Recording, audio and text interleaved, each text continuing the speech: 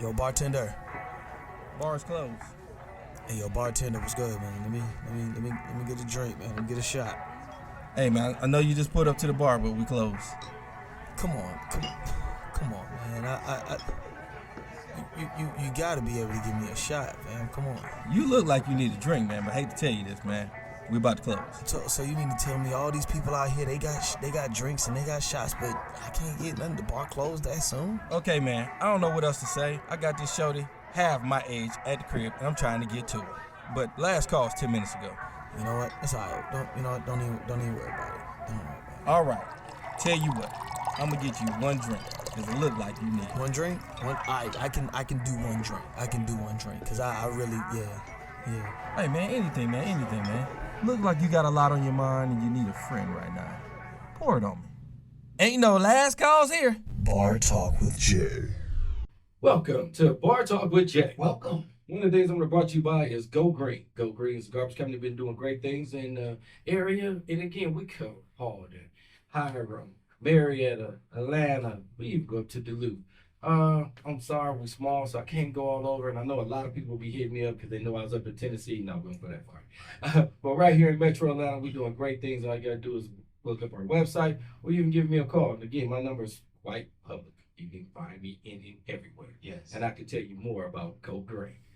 Now, I got to get back with this guy that's been rocking with me going on now 8 years. He come in this bad boy each and every time with a smile. Craftmatic, how you doing tonight, big baby? Doing good, Smooth Jay. Ooh-wee, man. I mean, Chilling, man. Chilling. You know. Chilling. Reminded, really. You know what I'm saying? It's work time, the man. women keep asking me, is it true that he come in there each and every time I'm just boasting? And I really got to tell him, no. This is him off the show whenever we meet. This man greets me with a smile, no matter where we meet. Yeah. And they just didn't know it was true. They thought I was just hamming you up, just to get the women to recognize. I don't never have to get a woman to recognize a good man. A woman should recognize that on her own. You don't know what your father did for you, then you'll never know what we could do for you. I'm just trying to say, if he's a good man, you should know it. We're throwing darts tonight, boy. My goodness. Just trying to say, man. Yeah, man. So I'm doing good, man. Life is, got a hold of me and I got a hold of life. Okay. And working hard, seeing a few joyful days. Okay. And just enjoying the presence of the Lord. How are you doing, Smooth Jay? I'm going to tell you, with the presence of the Lord, it makes my day brighter each and every time. And a lot of times, I always said, I want to have what he has for me. Well, understanding he's in me makes me realize that I need to let go of some of the things that I want. Yes. So you got to know his word, though. That's deep. And you got to start working in his word, not your thoughts. That's right. And a lot of times you be like, well, where I align my thoughts to? What he written for you? You know what, Jay? What's coming to my mind, man, is you really haven't overcome life until you realize that your life is not yours anymore. Oh, I don't think everybody would understand that. That's in a powerful way of what I just heard. Yeah, that is something to you have arrived when you realize that this life does not belong to you. You have work to do. There are things to accomplish, and it is not for your edification. It is for the edification of God. He put you here for something, and when you learn that you need to be getting this done, and in fact, if you don't get it done, you just might perish. Woo! Without getting it completed. Yeah, without getting it completed. Man. You might perish. Yeah, you're perishing because you're not even working on it. Come on. But see, if you work on it, then he'll anoint you. But if you don't work on it, you're pretty much dead in the water. Because at a certain place in life, and I experienced this, Jay. What's that? I said to myself, I don't need no more education. Not no more formal education. We're always growing in life, right? Right. But what I need to do is apply the education that God has already gave to me. And God kind of backed me up and said, yep, I done taught you a lot. There's a lot of good that you got in you, and you're not doing anything with it. And if you don't get busy, I'm going to press down on you. I mean, why should I? Think about what God would say. Why should I keep giving you my sustainable energy and power, and you ain't doing nothing with it? It only makes right. Why should I keep paying attention to you, and you ain't doing what I brought you here to do? In fact, you are You just might be more in the way than you are making a way. It sounds like you're about to be benched. Well, that's what the Lord will do. If you don't do what you're supposed to do, the Lord will bench you. If you ever find yourself benched in life, you probably should ask yourself, what haven't I been doing that I should be doing, right? A great way to introduce our show. Yes. This is Bar Talk with Jay. My name's Matic. This is my boy Smooth Jay. In the building. And we are here to liberate your minds and souls with a great dialogue. We're just going to chop it up on the subject. We just want to dance in the midst of a discussion. And what we find is that growth takes place every single time. And it's been one of probably the cornerstone of my growing years over the last several years we've been together, because I never knew how much healing and how much understanding you could gain from just having a conversation. It ain't about right, wrong, or otherwise. It's about being able to hear a new idea, express your own ideas, etc.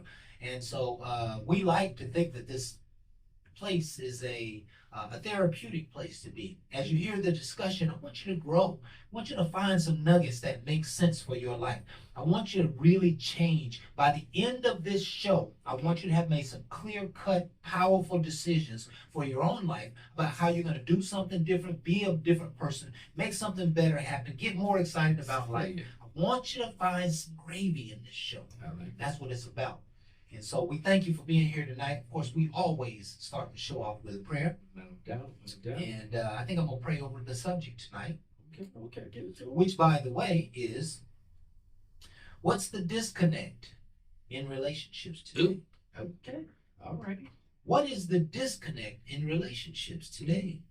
We know there are a lot of them. Oh, yes. And we want to cover them so that, you can be ready for your next relationship. All right. You can discover some things that's going to help you be a better husband or wife, a better friend, a better partner, a better spouse, etc. And so let's hand it over to the Lord, shall we? Yes, we should. Heavenly Father, we thank you tonight for just being here. We thank you for your presence with us. We thank you for all that you are in our life. Just your presence makes all the difference. We ask, Heavenly Father, that you would come here tonight and that you would help us to understand the disconnect in relationships. That somehow, Lord, our relationships are breaking down. We can see, Lord, clearly the family has broken down in society. And so we're asking, what is keeping us from being together? What is holding people back from being together? What is the disconnect, Lord? Help us grow in our understanding and the wisdom of it, and give us inspiration to overcome these hurdles, Lord, so that we can move on to our greatest love. We're all seeking love. We're all seeking light. We're all seeking companionship. We're all seeking fulfillment with another person. Help us to overcome those hurdles that might happen in the midst of trying to love and to trust and to be a part of another person's life. Give us that wisdom tonight, Lord. Be here with us in this show to do your good and your perfect work. And in Jesus' name we pray. Amen. Woo. All right. Woo. Listen, Jay, in the middle of the prayer, What was you feeling? I found myself longing for love. And I'm not beating myself up in the middle of the prayer, but I'm challenging myself to, okay, Stacy, you're going to have to do something different because what you've done hasn't worked. Right. So you need to open up your spirit and take some of this knowledge in that we're about to talk about tonight. All right. And ask the Lord to help you either repent or to help you, get a new idea or to help change you. Yes. I know right now, and this is profound, right? I know right now that I need to change in order to be right and ready for Mrs. Right.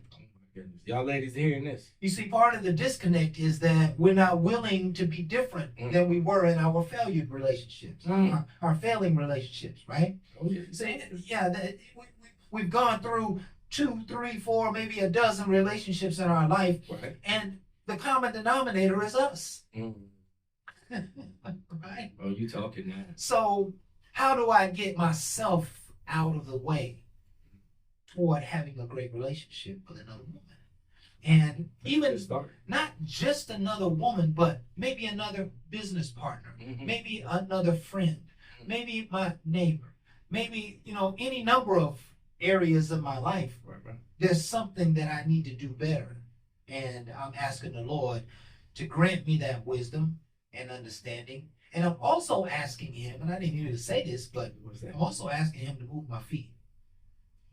Sometimes we know what to do, but we don't do it. And so I'm asking the Lord not only to tell me what I need to do, but put it in my heart so that my feet begin to move. I begin to operate upon this new wisdom. I begin to operate upon this new knowledge and understanding. I'm reaching to re-engineer myself because I know that the old engineering won't satisfy the relationship that I want to have. So now I have to become a different person. Right? The best you. The best me. And if I'm not the very best me, it's impossible for me to be to fill that gap in someone else's life. Because what they're looking for and what they're expecting is the best other person. I'm looking for the best of the person that I attract. I don't want 50% of the person that I attract. I want 100%. And of course, it's impossible for me to maintain 100% if I'm not 100%. Right? What is the disconnect in relationships today, Jay? I like it how you just brought me because I like to say that opened up a lot of things in my thoughts in my head. Yeah. And one of them was unrealistic goals. Ooh. You want something from what you've seen compared to what you wanted to work for. And it makes it very difficult from a person coming from where I'm coming from. I don't come from unrealistic goals. I set them as I can achieve them. So now you got these higher goals than what you can do, but you expect me to meet all your criteria. So it's not even about coming to the table with anything. You coming with some unrealistic goals. That ain't gonna work. And that's not. So when we get through conversation and we start making plans to be together, I'm starting to realize these plans are unrealistic. And now it's become more of an argument because, again, most people want to argue with you than change with you. Okay? I don't want to conform to you. I don't want to follow you. I mean, listen, I do want to follow the Lord. And I'm not going to have you making me follow you and you don't know where the hell you're going. It's like, again, the navigational. I'm going off of navigational things that I learned and things that's prepared for me and where I want to go. And if you understand that journey, then we can ride together. Right. Everybody ain't going to be for you. And that's the hardest thing is realizing that some people cannot see your journey. Some people can't see your work. And I really feel like it's our job to put that in front of everybody because when I go back to Boaz, and I understand what he was looking for. One of the things before he even looked for Ruth, he understood himself. And you got to have power within you to know what you are before you really go looking. And a lot of times we're unprepared when it comes to relationships. Right. We go into them with lust. We go into them with thought. We go into with the vision what somebody else gave us. And then when you run across somebody and you start getting lost in them or they get lost in you, but the bottom line is more like betrayal because it's always should start off with, again, respect and loyalty. Right. But looks can lead more to lust than the other two that we was just talking about. But if anybody know about real love, them two is a huge component. And that's what easily make you fall into it. Now, again, everybody want to throw sex into it in these days, but we can play with it a little bit differently. Let's go away from that and see if we can build before that. And a lot of times people feel like, nah, I need to know what I'm dealing with. Okay, sexual component is deeply rooted in relationship. But before I get there, can I know you mentally? Before I stimulate you sexually. Right. Now, again, I can blow your mind by talking to you and getting in your head. Okay, I can understand why somebody might want to drop their drawers. Good. That's great. But can I talk to you in a way that after you do this, we have something and you'll feel like something? So a one-night stand won't ever feel like a one-night stand because you'll never feel like I'll be away from you. And then we're going to add to each other and we're going to feel for each other because of the fact of the respect we have for one another. Now, one-night stand only means we just did it all in one. It just, believe it or not, I can talk for hours, right? And I'll talk to a person one day all the way to the next day. So the date happened that night, right? But that person thought they knew me so well, they was comfortable, that they didn't have their guard up. And they said that they never done that before. They always have a guard up. Well, my whole thing is you have a guard up because you have a fear of what used to happen. I'm not a fear factor. I'm not out to hurt you. I'm not out to gain a lot from you. I want to know you. Now, again, everybody's heart ain't pure, and most people that know how to throw game and be with everybody say the same thing. I'm not asking y'all to use this to get over. I'm asking y'all to open up to be real. Because if you can't be real with yourself, All you doing is betraying somebody else to be with somebody that you really don't know either, to add more things to your belt than you need to be weighing. These are spirits. These are probably good people. And all you're doing is weighing yourself down. And then you have an obligation to me, because now you got that spirit around your waist and you're holding it. And then you're comparing everybody else to a lot of things that you never had right. Yeah. So now it's kind of hard for you to shift to be that great person when you use that using person. So now everybody looking at you is just a person that's out there, a guarding tool. We're going to try to keep it clean as much as possible without using the words of profanity that everybody else want to call you. My whole thing is you can change and they'll never see the change in you because them people ain't for you. Yeah. And that's what makes you want to change for the better. Yeah. And that's the more realistic that I don't really see. But I've met some people that went through counseling. I met some people that actually evaluated their relationships. They took time to heal. Okay. And these things are good. All right. But most people don't take time to make sure the other person has went through the same thing or is kind of lining up, because everybody's is not going to line up exactly the same. The equally yoke is hard without communication. You won't know where that person is exactly at until you sit down and really talk. But now it's going out to expensive dinner. You know, they laughing at the coffee shops. It gotta be a 5-star restaurant. Now you got more unrealistic goals when it comes to understanding the person compared to a want. I want to feel special and treated like a queen, a princess. All right, that's fine when you want to be treated this way, but can I know you? Right. But you just want me to pay out. Can I know you? Because the paying might happen. But We hear the pain of dating in your dialogue, right? I mean, it ain't gonna be all, because I'm gonna say there's some good people out there, but we all know about the ones that unfortunately be on Instagram and feel like they entitled. Yeah, there is pain in dating, and you should know that, right? Yeah. I think that is one of the great disconnects in relationships. That's a fair one. Is that you are going to meet somebody Mhm. who you like 75% of them. And that doesn't mean they may not be the right person to be in your life, but you got to deal with that 25%. And the disconnect is to think that you can, just running away from that is the thing to do, right? Sometimes, if you meet somebody, if you're a good money manager and you meet somebody who's not a good money manager, Mhm. they just might need your coaching. They just might need your direction. They just might need your help, your love, and support. Okay. Don't say, hey, you broke and you got bad credit, and then you look at their potential and see they got a great gift. They could probably make hundreds of thousands of dollars a year, Right. but they ain't got no direction, right? Mhm. So, part of the disconnect is that, hey, we judge people early, and sometimes we judge those little things away from us, and even though they may be discomforting, they may not be all bad. You got to get in. You got to see. Part of that disconnect is, again, people just don't understand the work and the effort and the tenacity that goes into having a relationship. A relationship is not just all, popcorn and cotton candy.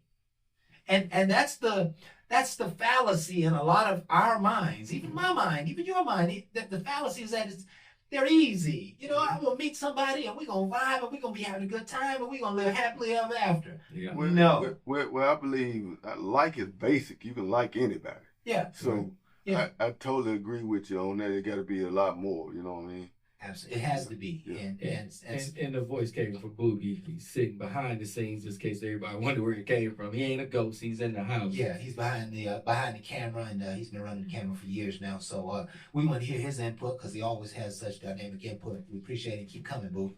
One of the things you said, Jay, and you started out with this unrealistic goals, and let me just name off 4 or 5, half a dozen things underneath unrealistic goals. I got you. Right? You have incongruent goals. Mhm. You think big and they think small. You're incongruent. Now, it doesn't mean you can't come together. It doesn't mean that you can't find some congruency in the goals, some unity in the goals. But the disconnect oftentimes is that we're going 2 different directions. And let's point out how that could look. I'm riding around in a nice vehicle and she's not. But because we're dating, she feel like I should be riding around in a nice vehicle. And in my mind, you have to graduate to that. Okay? And you shouldn't expect me to put you in something nice and you can't sustain it. And that's where I call that unrealistic, because it's automatically feeling like an entitlement because I'm with you. I should get this. And my whole thing is everything is to be earned. And as we earn it, we grow from it. You just don't get it because of all my hardness of what I went through. My whole thing is as I go through it, I am to uplift you to make us a dynamic team, Jay, not just you two look Jay, a certain way. Jay, What? you just opened a can of worms Why with would- that shit. You why- said why it right would- there. Boy. You know what I like. Boy, I want everybody to hear what he just was talking about. This is incredible. This is incredible, especially in this dialogue. I'm going to try to bring it right here, right? Go for it. So Jay suggested that we meet, Uh-huh. and I'm kind of balling. I'm driving the hottest whip. I got a nice crib, and you don't. Right. And so I don't know what the time frame is that happens here, but there seems to, at some point, become some entitlement. Hey, I worked hard for this, so I'm balling, and isn't the person balling if he is in a relationship, maybe even love the person that he's with? Shouldn't he allow her to ball too? I mean, she should be able to get that should be a part of the entitlement of being with you, that, hey, you ain't gonna bring her all the way to the tippy top, but you're gonna help her come up too, right? So now what we're talking about is we're talking about people who come together in relationships, and what's mine is mine, and what's yours is mine. Right? And again, So, that's a disconnect, especially when it comes to money. It does, right? Right? It really hits because to them, I don't got much anyway. Right. All right, I get that. And I was still willing to deal with you because I'm not pressed with your money. I understand how I can make money. But to me, it's the respect of my money. And I feel like you don't respect how I get it, or you don't even care for what I do. Now you're expecting without no work or no help. So to you, it's like I'm just dating you and I expect you just to do all this for me. And this was never communicated. And this is where people feel like they're not compatible. Yeah, well, here's the thing, that there's a statute of limitation in that equation. Okay. Right? Because, it might be a few months to a few years, but she going to be like, well, I want a new car. I go to work, I work just as hard as you. Now, just because I don't make as much money as you don't mean I shouldn't share in the fruits of this home, what you make and what I make. So how about I want a new car? That sounds like and I know I can't afford the payment, that sounds like but a wife. honey, will you buy me a new car? Sound like a wife. That sounds like a wife, right? Right, but And so you play in a role that you don't have. but Then you expect something. But we talk about in a relationship. We talk about listen. Typically, and maybe I'm not right here, but typically there's gonna be a dating period, and Right. it might last a few months to a few years. But then there's gonna be a place where y'all become connected financially, where there becomes responsibility with the money in terms of how each one will spend the money, whether it's your money or my money. When we come together, we're supposed to be one. So now, hey, I'm still working the same job I've been working for the last 10 years, and I really can't afford no car payment, but since you make all the money, would you buy mama a car? Okay. So, and is that entitlement, or is that no, That's communication. And I won't it has say to be, it's yeah, a it has to total. be some communication. Yeah, I think that's communication, because my whole thing is in the conversation. If I had that, it would be like, okay, so what more can you afford? Because again, I'm aligning this because I know my budget. Right. And I already know what all I want to do because I achieved a lot of it. So now I need to get in your head and see what all you want to achieve. Because if it's something, we might have to start with a used vehicle and work our way up. And my whole thing is, I always believe in family, right? So I'm going to sit her down with you for she can find the best vehicle, for we can keep it in the family, for you can make sure she's safe. And she's going to get the best vehicle, and then we're going to work on whatever credit things we need to do. So she might not get what she wants on the first hand. But I need to see if she's willing to ride with me, because I promise you, most people automatically expect high. but they don't willing to put the work in. Yeah. So I need to know: are you really rolling with me, or you just using the hell? And the question is profound, because that's where the disconnect happens.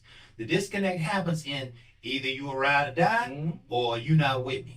And there will be some gray area in there, but each person is going to have to come to the decision of, okay, are you really on my team? I mean, she could be working just as many hours, just as hard as you, and just not making as much money because she doesn't have a degree, or she don't, and vice versa. He doesn't have a degree. He been a city worker for years, and that there has to be a place where the other person be like, okay, you really care about me. You really don't. Now, I met this is on/off the subject. Right. I met a woman this week. Been married to her husband for, I don't know, 15 years. Okay. And they can't stand one another. And when she started talking about him, I just listen. I just kind of sit on the curb, on the side of the road, just listen. Right.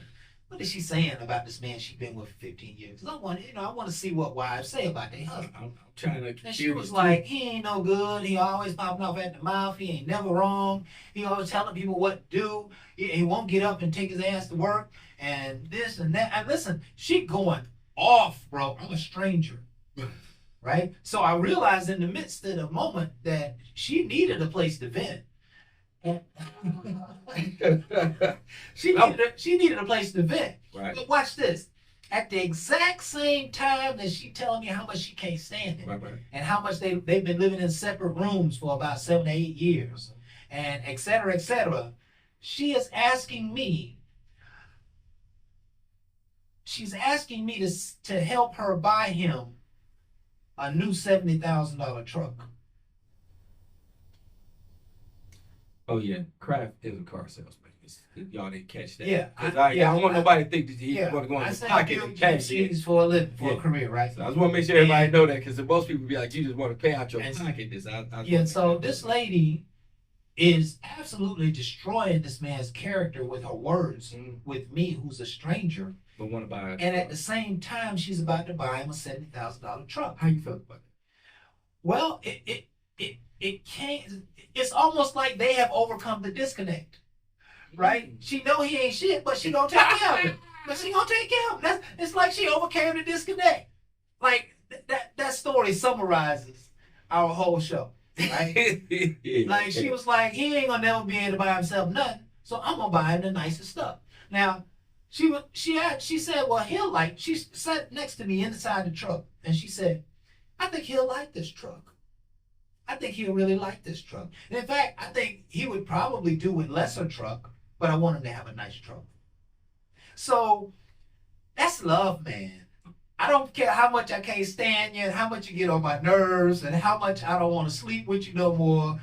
I still care about your ass, and I'm going to do all that I can do to love you. I'm going to do all that I can do to make sure you have a good life and a good truck. I would imagine, as much as she can't stand him, she probably still preparing his meals and maybe even washing his clothes, because they seem kind of old school with old school values. So she may be taking care of him upside down and can't stand it. But at the same time, all of that noise just may be her mental frustration. But so. you mess around and say something about him, she gonna get in your behind. You know what I'm saying? And so that's love, man. That's love. It's love with the disconnect of loyalty. She should never have to put negative words to another person about a person. She could have just kept it about her. But she just wanted to vent. She was telling me her true feelings. But correct. Let's just practice. She was telling me I can't stand any woman get Kraft will automatically know he's gonna make you open up, because he's that warm guy.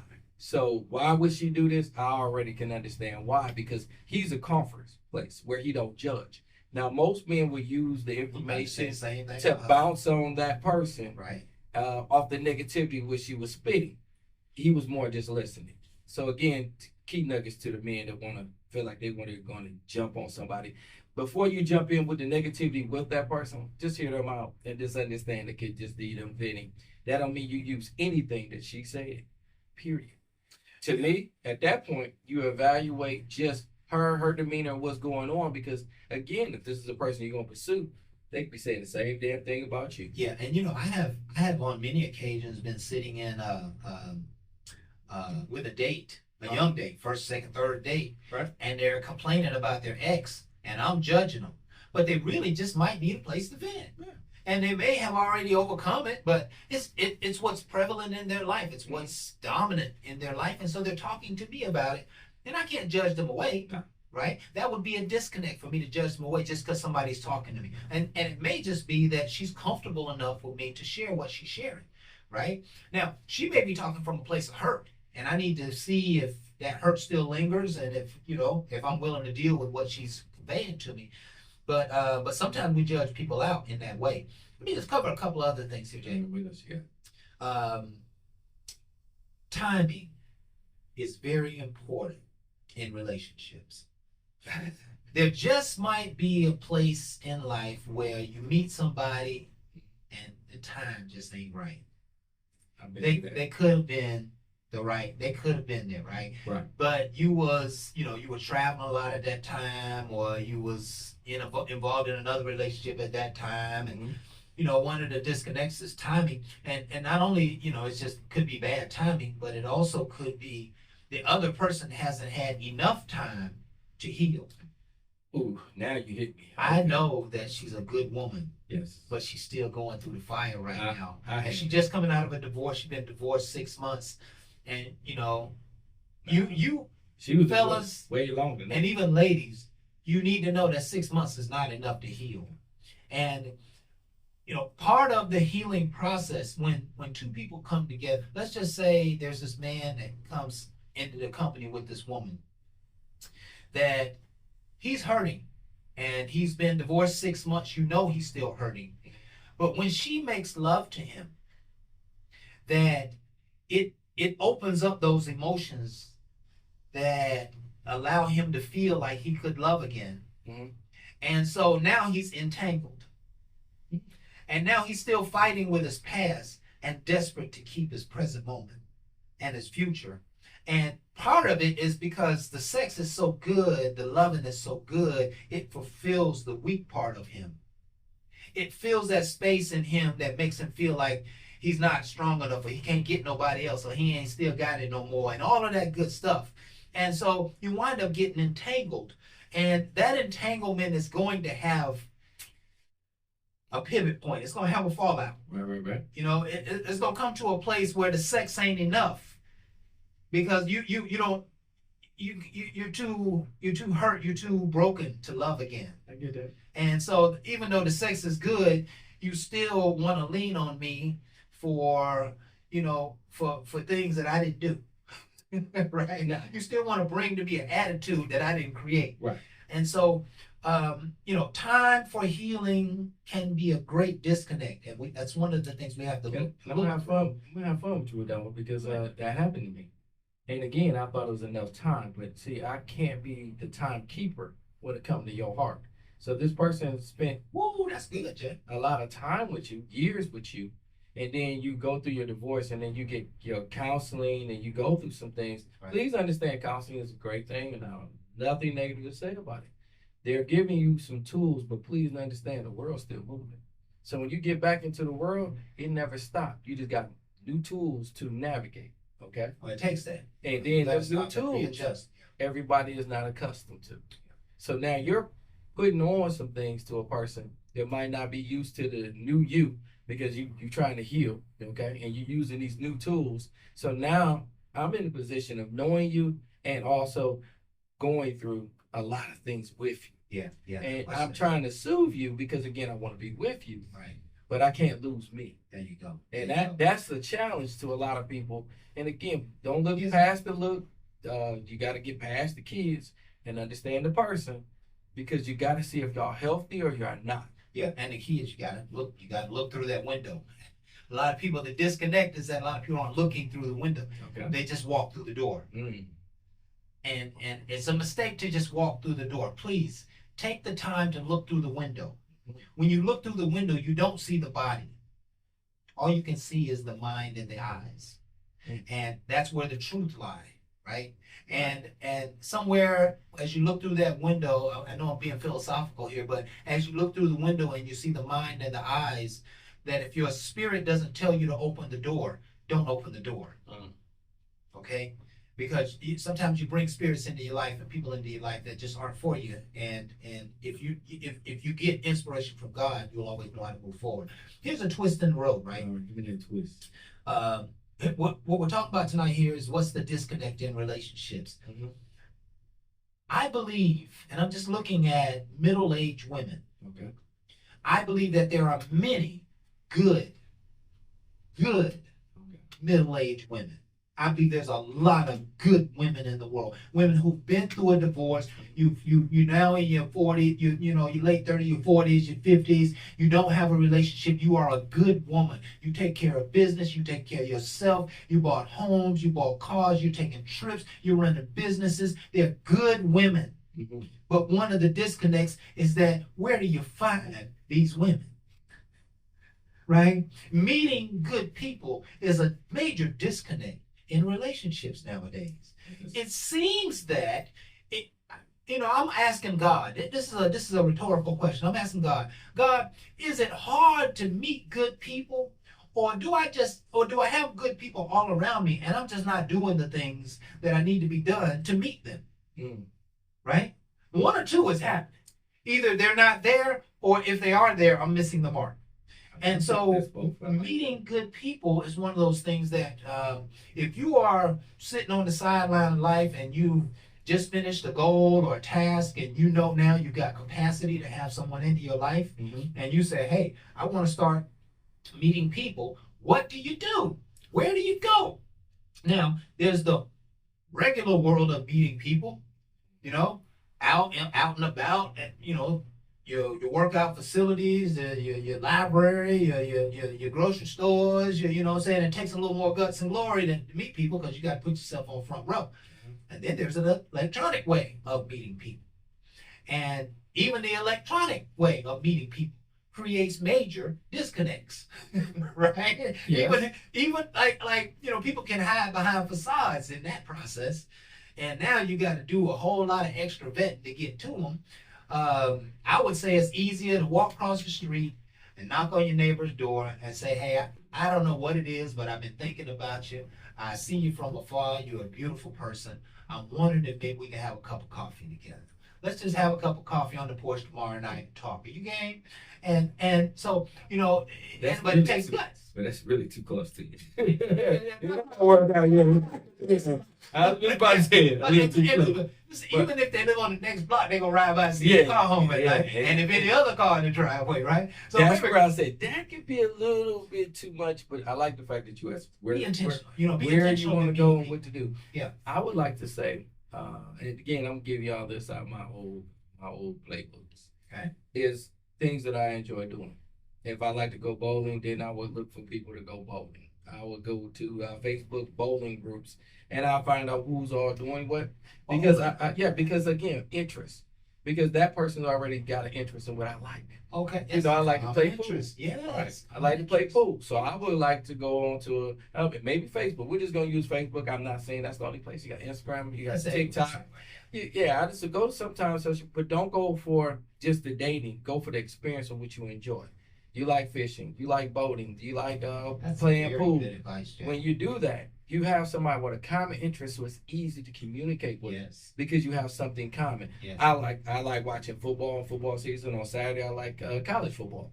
So if a person is into that, it's easier to communicate, go somewhere. Now we got a cigar lounge. We can go and watch the game. We got food places we can go. And the experience is a little bit easier because now we get into our game and it becomes a common back and forth rivalry between who you like, who I like, and then it becomes more intimate. Because you ever known somebody who had you ever known a guy who had a lot of women in his life?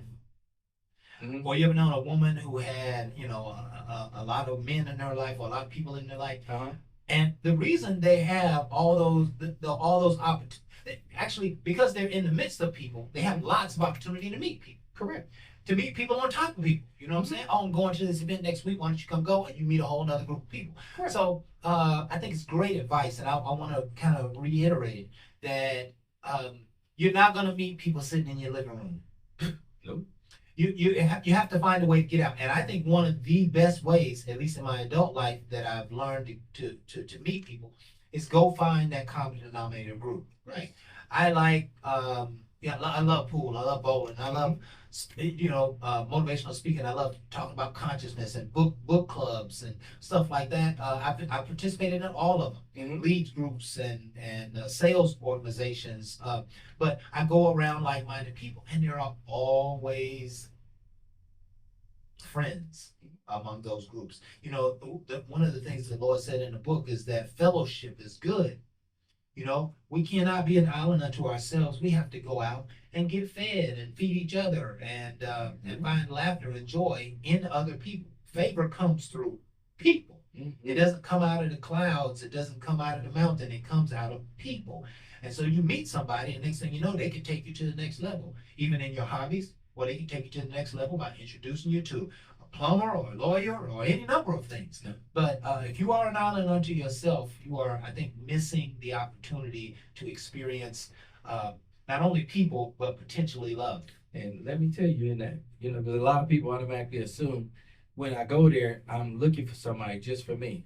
I've met people that we just hit it off as friends, but she introduced me to her friend because of our common interests. I got somebody that I know will be perfect for you, okay?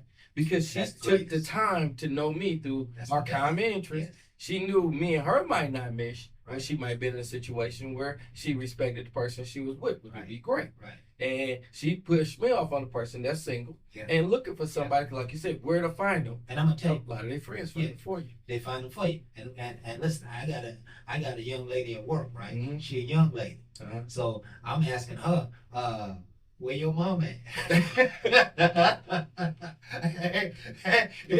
Is your mom and dad still together?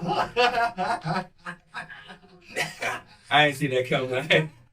Listen, I feel you. I'm trying to overcome the disconnect. I know. You know what I'm saying? Before you connect. I don't like young women. I like grown women. Hey, you got any aunties? Yeah. And they be like, what's wrong with me? This is too young. They be like, I can do all.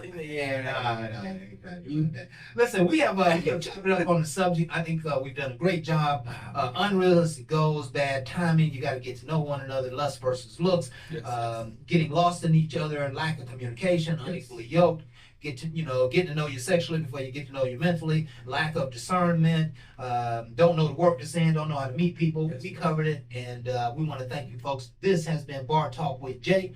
My name is Craftmatic. This is your boy Smooth Jay, and we want to thank you again for being here with us. Just our opportunities to be leaders here in the community. We're always here every Thursday from 7 to 8, Facebook Live, and we're on every other major platform. Please like, share, subscribe. Never, ever forget that the reason we do this is because we love you, we appreciate you. And with that, we are out. Ain't no last calls here. Bar Talk with Jay.